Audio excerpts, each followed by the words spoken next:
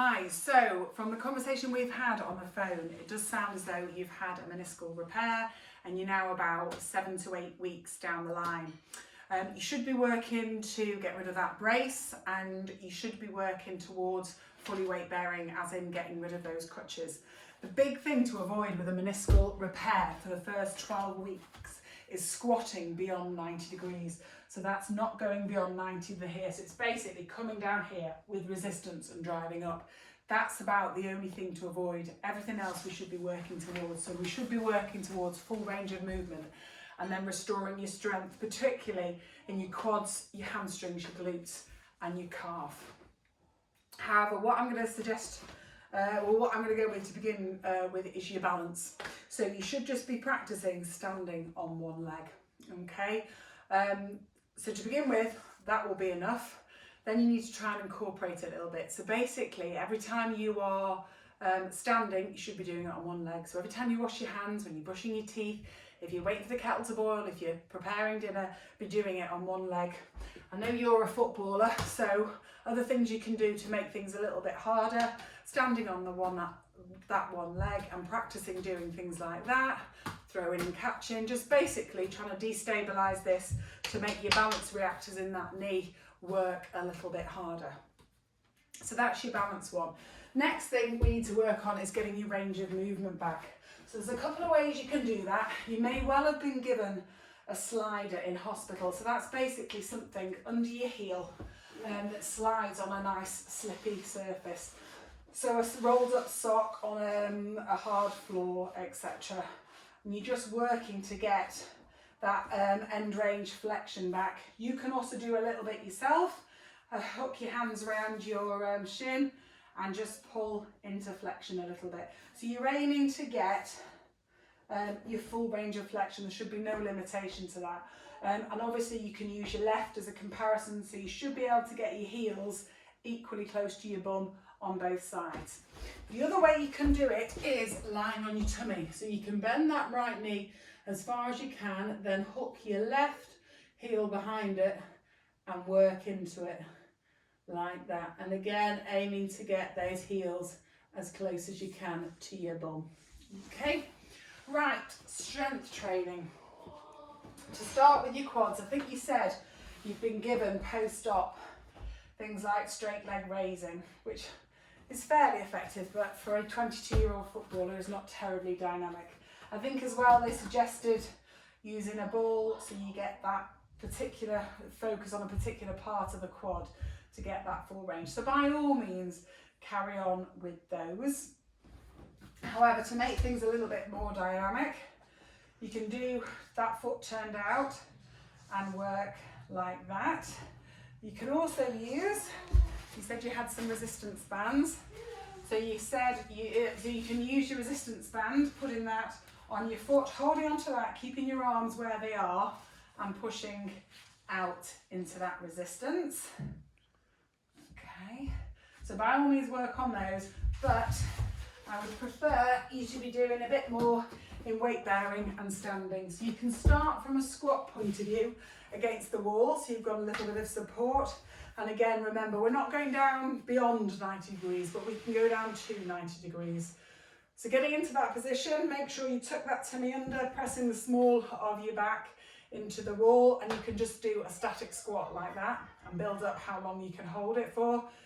Be aware this right leg will feel that bit weaker now, or is that bit weaker now, so there'll be the tendency to drift over to the left. You've got to be a little bit aware of that and correct it. So then you can do, sorry, this wall isn't particularly slippy, but if you've got a slippier wall, you can slide down and be coming back up. Your progressions from there, use your ball in between your knees and be doing squatting like that. So really working on engaging these hip adductors and these parts of this part of the quads here. And again, not going beyond 90, but working through range. You can also use your resistance band again, hook that round just above your ankle, work into a wider squat. This engages your glutes a little bit more. And again, work through range. You can start to do some walking squats like that. When that starts to get quite easy, we've got to basically build up to a single leg squat. Now that'll feel too much at the moment, but what is quite nice to do on that right one is have the weight through there and be stepping out and in with the left. See how you get on with that. That might be a bit too much too soon. So that's those ones to work on. Other ones to work on, particularly for your glutes and your hamstrings.